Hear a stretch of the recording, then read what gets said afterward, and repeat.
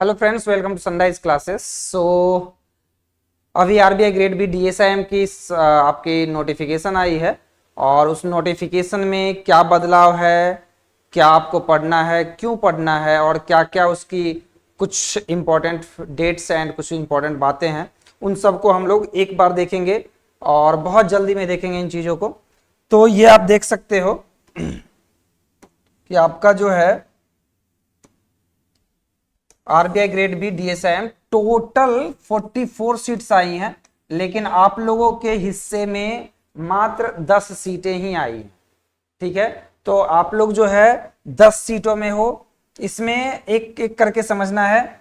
RBI grade B डीएसआईएम होता क्या है, आपको पता ही है कि इंफॉर्मेशन मैनेजमेंट, जो कि आरबीआई का कैडर बी जो आपका होता है, ग्रेड बी का जो ऑफिसर होता है, उसमें आप काम करते हो। एक आप रिसर्च ऑफिसर के तरीके से काम करते हो, तो उसमें आपका जॉब है और ये एक बहुत ही इंपॉर्टेंट जॉब है। आप लोगों को काफ़ी अच्छी जानकारी है ऑलरेडी इसके बारे में। आरबीआई इसके रिक्रूटमेंट एजेंसीज होती हैं। ठीक है, आरबीआई का जो सर्विस बोर्ड है उसमें कैडर आपका है डीएसआईएम, क्योंकि इसमें 3 एग्जाम होती है, जनरल, डीपीआर एंड डीएसआईएम। तो आप लोगों का है डीएसआईएम। ठीक है, बहुत सारे बच्चे ना कंफ्यूज रहते हैं कि सर मेरा आरबीआई ग्रेड बी है, तो ग्रेड बी नहीं, ग्रेड बी के साथ डीएसआईएम लगाना जरूरी समझिएगा।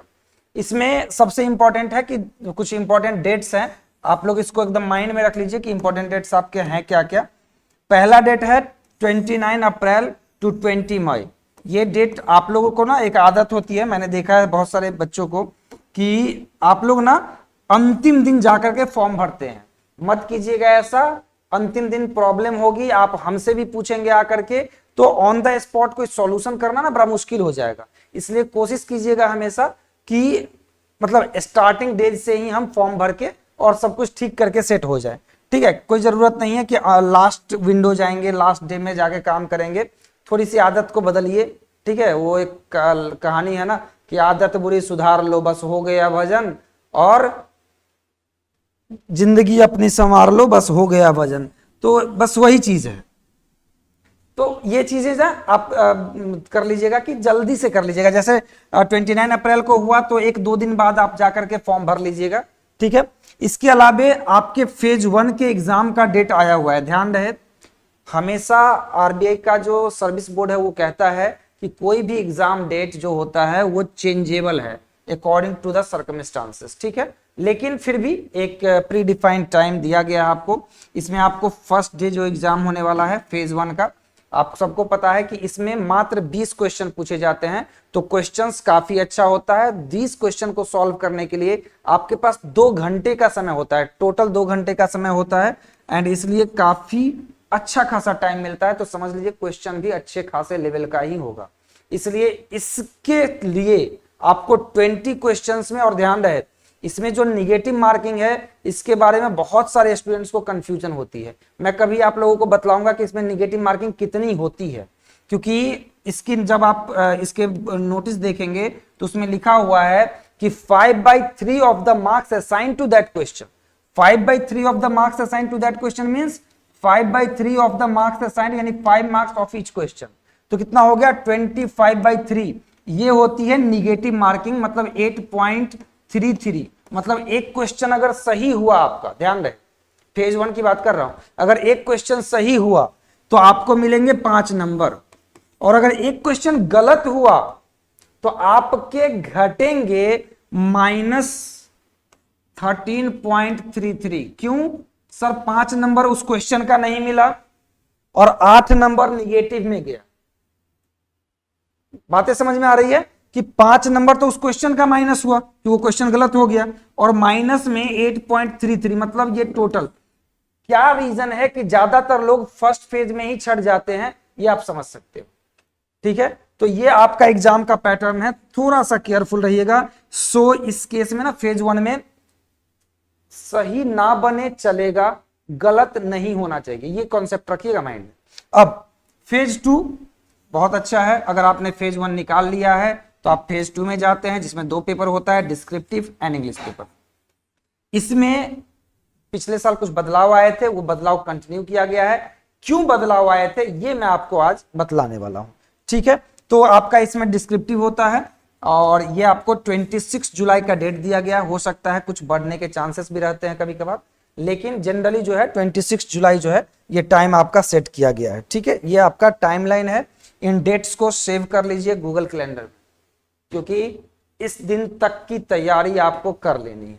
नाउ अब आते हैं क्या सीन है वैकेंसी का इस बार।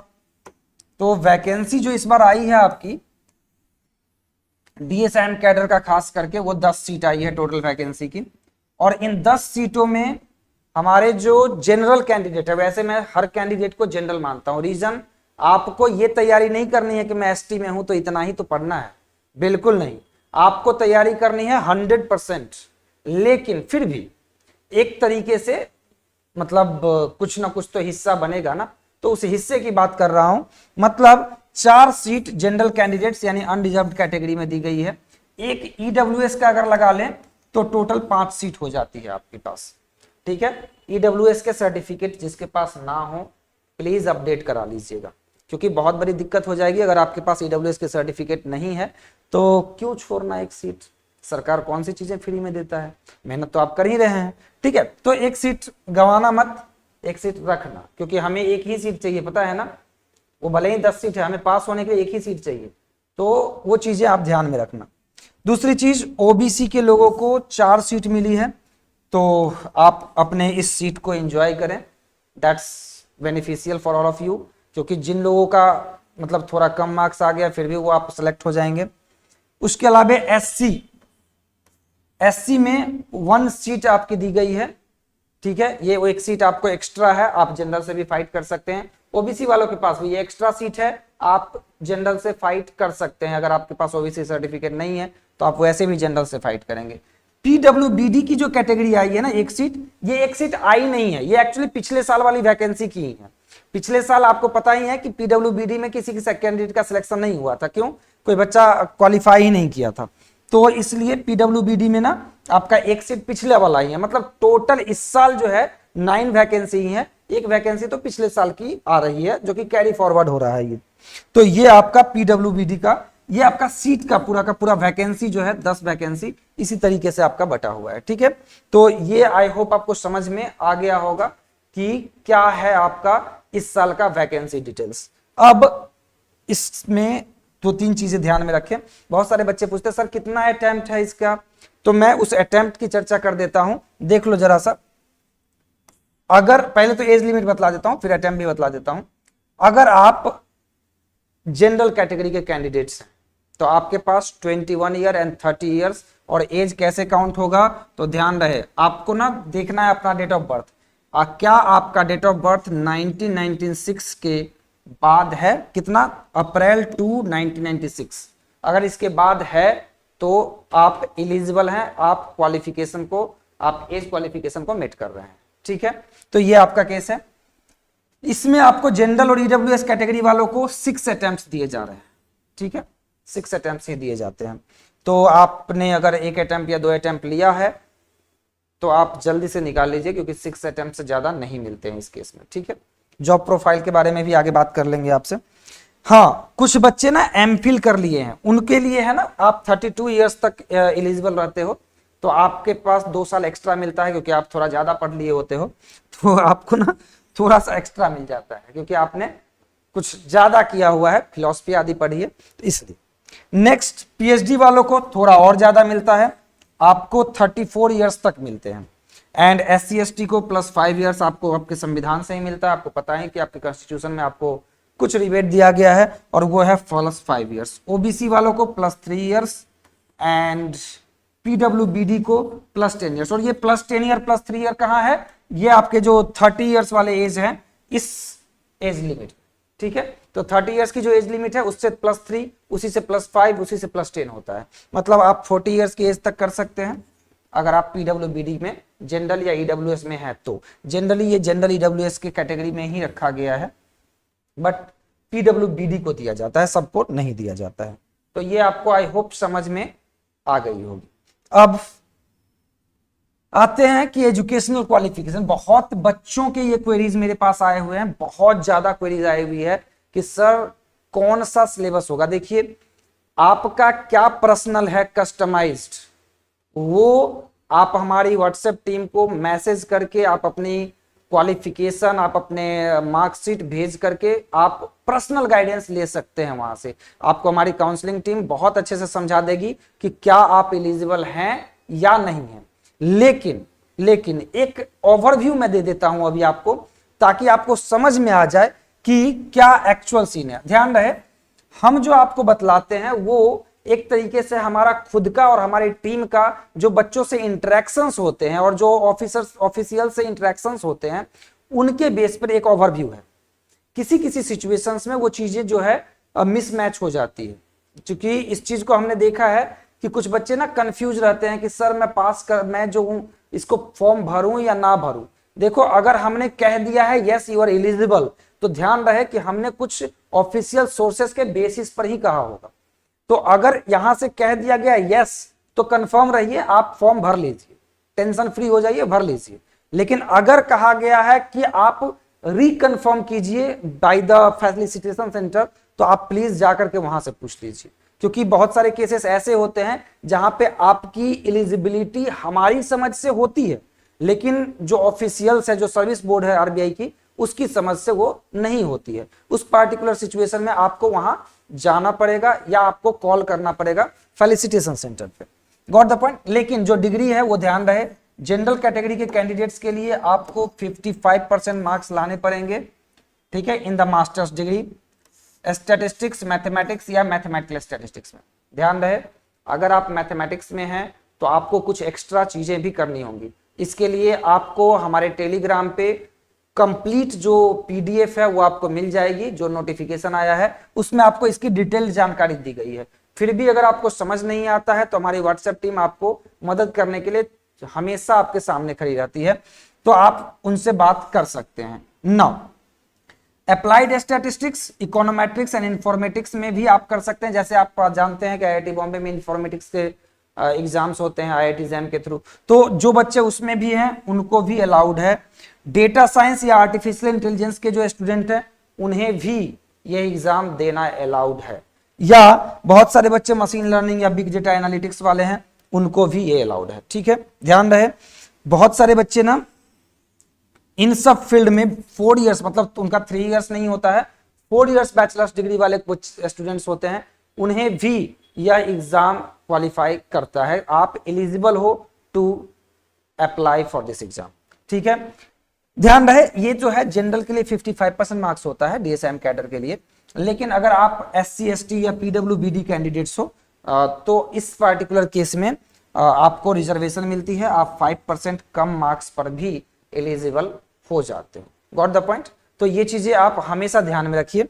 नाउ अगर मैं बात करूं कि इसमें क्या क्या होता है, स्कीम क्या है, कैसे कैसे एग्जाम होता है, तो मैं आपको बतला दूं कि जो आपका एग्जाम होता है, इस एग्जाम में 2 फेज होते हैं। एक्चुअली जब आप हमारे यहाँ टेस्ट सीरीज भी लेते हैं तो आपको 3 पेपर्स दिए जाते हैं ना। आपको पता ही है कि हम लोग बहुत ज्यादा मॉड्यूल्स देते हैं। बहुत ज्यादा मॉड्यूल्स इसलिए देते हैं क्योंकि हमारा एक मानना है कि practice makes a man perfect. आप लोगों को एक कहानी हमेशा सुनाता हूं कि हमारे इंडिया में ना जनरली प्रैक्टिस सबसे ज्यादा की जाती है, और आप सबको पता है कि practice makes a man perfect. इस पे ना बड़ी एक स्टोरी अच्छी लगती है कि एक बार ना हमारे जो स्वामी विवेकानंद जी हैं वो अमेरिका गए हुए थे। तो आपको पता ही है कि स्वामी जी थे वो भगवा वस्त्र धारण करके रहते थे, और वहां के लोग सूट बूट पहन करके एकदम रहते थे। आजकल हम लोग भी पहनने लगे हैं, तो सूट बूट पहन करके रहते थे। और आपको पता ही है कि कितने फेमस हुए थे शिकागो वाले कन्वेंशन में। फिर वहां के कुछ लोगों ने उनसे पूछा कि why are you wearing this type of dresses, why don't you wear the suit and the well dressed. तो उन्होंने उनसे कहा कि in your country there can be possible that tailor makes a man perfect, but in our country it's not the tailor, it's the character which makes the man perfect. So हमारी country में मतलब simple है कि तुम्हारी country में किसी इंसान को अच्छा बनने के लिए दर्जियों के पास जाना पड़ता होगा, लेकिन हमारी कंट्री में किसी भी इंसान को अच्छा बनना है तो उसे उसके कैरेक्टर में झांकना पड़ेगा, उसे उसकी अपनी छवि में झांकना पड़ेगा, तो कैरेक्टर उस इंसान को अच्छा बनाता है। तो ये चीजें जो है जब कभी भी चर्चा होती है ना मैन परफेक्ट की, तो मुझे ध्यान में आती है कि ये घटना बहुत अच्छी है जो शिकागो कन्वेंशन के टाइम पे हुई थी। नाउ इसमें 2 फेज में एग्जाम होता है, 3 पेपर होते हैं और इसकी 3 स्टेजेस होते हैं। ध्यान रहे 3 बातें बोला हूं, 3 पेपर होते हैं, 2 फेज होता है, 3 स्टेज होता है। 3 स्टेज कैसा? पहला ऑब्जेक्टिव स्टेज, इसको प्रिलिमिनरी टेस्ट भी कहते हैं, पीटी जिसको कहते हो तुम, तो इसको प्रिलिमिनरी टेस्ट भी कहते हैं। दूसरा डिस्क्रिप्टिव, इसको मेंस भी कहते हैं, बहुत सारे लोग मेंस कहते हैं। तीसरा interview stage, something like UPSC CSC, ठीक है। तो इसमें पीटी, मेंस, इंटरव्यू ऐसे भी इसको पढ़ा जा सकता है। लेकिन जो पीटी होता है उसमें एक पेपर होता है, इसमें 20 क्वेश्चन होते हैं, 120 मिनट का टाइम यानी 2 घंटे का टाइम दिया जाता है, टोटल मार्क्स 100 होता है। Got the point? तो टोटल मार्क्स आपका 100 होता है। इसमें कंप्यूटर बेस्ड टेस्ट होता है, आपको पता ही है कि सीबीटी टेस्ट होता है इसमें। एंड आपका एक क्वेश्चन पेपर जो है वो डिस्प्ले किया जाता है, जैसे आप IIT एग्जाम आदि के देते हो वैसे ही वहीं पे क्लिक करना होता है। नाउ जो दूसरा पेपर होता है वो डिस्क्रिप्टिव होता है, ये 180 मिनट यानी 3 घंटे का टोटल पेपर होता है, 100 मार्क्स का ये भी पेपर आपका होता है। क्लियर? ये पेपर थोड़ा सा टफ होता है, ये सब पेपर नॉर्मल है। ये पेपर टफ इसलिए बोलता हूं ना क्योंकि हमारी जो हैबिट है ना कि हम ना सोचते हैं कि सब टिक कर देते हैं, 20 ही क्वेश्चन तो है सारे टिक कर दूंगा। नहीं, सारे नहीं टिक करने हैं। You have to click on only those questions which you think and you are perfect that yes it is correct. ठीक है, गेस नहीं करना है पेपर 1 में, फेज 1 में कभी नहीं गेस कीजिएगा, बहुत बड़ी मिस्टेक हो जाएगी। फेज 2 के पेपर 2 में आप लिखने वाले हैं, मतलब क्वेश्चन पेपर आपको डिस्प्ले किया जाएगा सिस्टम पे जैसे हम लोग आपको देते हैं, और आपको कॉपी पे लिख करके देना है। ठीक है। तीसरा इंग्लिश में आपको पता ही है कि ये 90 मिनट की होती है, मतलब 1.5 घंटे की टेस्ट होती है, 100 मार्क्स का होता है। टाइपिंग करनी होती है, बहुत सारे बच्चे डर जाते हैं कि टाइपिंग करनी होती है, नहीं डरना है। ठीक है, बहुत आसान टाइपिंग होती है, आपको कोई प्रैक्टिस अलग से नहीं करनी है टाइपिंग की, आप उतनी टाइपिंग जानते हो। ध्यान रहे गलतियां नहीं होनी चाहिए क्योंकि बैक स्पेस बटन काम नहीं करता है वहां, तो ये चीजें ध्यान रखिएगा। और आप एक ही स्पेस दे सकते हैं, दूसरा स्पेस अपने आप नहीं दे सकते हैं, तो ये सब चीजें आपको ध्यान में रखनी पड़ेंगी। तो ये आपका पेपर होता है जो कि रिटन होता है। रिटन के बाद आपका होता है इंटरव्यू, और ये आपका फाइनल सिलेक्शन स्टेज होता है। ठीक है, तो ये आपका इसमें जो स्कीम ऑफ सिलेक्शन होता है वो कुछ इस तरीके का आपका होता है। अब हम बात करेंगे कुछ ऐसी जो बहुत सारे बच्चों के क्वेश्चंस का सेंटर पॉइंट होता है। सेंटर पॉइंट मींस क्या?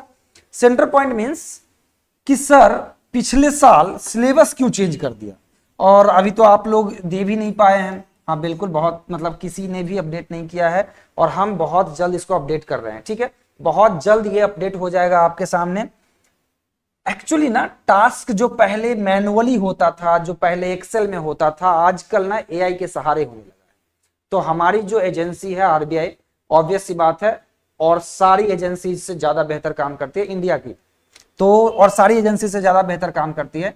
तो आजकल का जो डेटा है ना वो एआई, एमएल, सीएनएन, आरएनएन इन सब चीजों पे काम करने लगी है।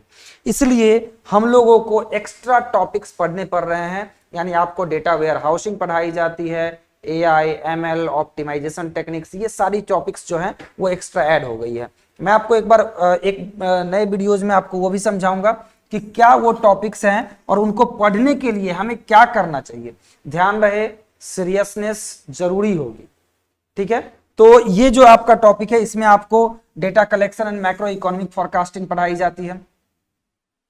मैक्रो इकोनॉमिक फोरकास्टिंग में जनरली ऑप्टिमाइजेशन टेक्निक्स ही आपको एग्जाम से पहले पढ़ना है। उसके बाद जैसा कि मैं हमेशा ही कहता हूं कि अगर कोई स्टैटिस्टिक्स का कैंडिडेट है तो उसे 2 में से 1 चुनना पड़ेगा, या तो वो इकोनॉमिक्स पढ़ ले, जीएस पढ़ ले और इधर आ जाए, या फिर मतलब गवर्नमेंट सेक्टर में आ जाए, जैसे ये हो गया या आईएएस हो गया, या फिर वो कंप्यूटर प्रोग्रामिंग सीख ले और प्राइवेट सेक्टर में जाके डेटा एनालिस्ट बन जाए। मतलब आपके पास 2 में से 1 ऑप्शंस, बहुत अच्छे ऑप्शंस हैं। Got the point? उसके अलावा एडवांस एमएल और एआई टूल्स का यूज आजकल खूब होने लगा है, इसलिए आपको अब सीखना पड़ेगा, किसी भी कीमत पर सीखना पड़ेगा। तो एमएल यानी आरएनएन, सीएनएन आर्किटेक्चर के बारे में सीखना होगा, बिग डेटा का फ्रेमवर्क यानी हाडूप या स्पार्क जो है उसके बारे में आपको सीखना होगा, NoSQL, and distributed systems, इनके बारे में आपको सीखना पड़ेगा। डेटा मैनेजमेंट बहुत जरूरी होती है। आज के जमाने में इतनी ज्यादा संख्या में डेटा आ रही है कि अगर आपने नहीं दिया तो दिक्कत हो जाएगी।